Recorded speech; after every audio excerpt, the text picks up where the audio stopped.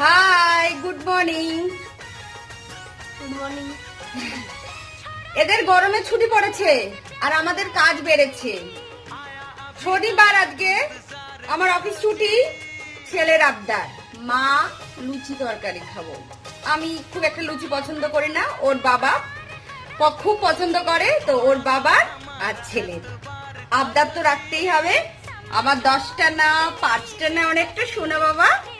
তো দেখাই লুচি লুচি ফুলকো লুচি। দেখো এই যে করেছি লুচি, আর আমার ছেলের অল টাইমের ফেভারিট সাদা আলুর তরকারি, একটু স্যালাড আর একটা ডিম সেদ্ধ। ফেভারিট কি সাদা আলুর তরকারি? ও সাদা আলুর তরকারি ভীষণ প্রিয়। চলো টাটা, কে কি খাচ্ছ বলো, চলো।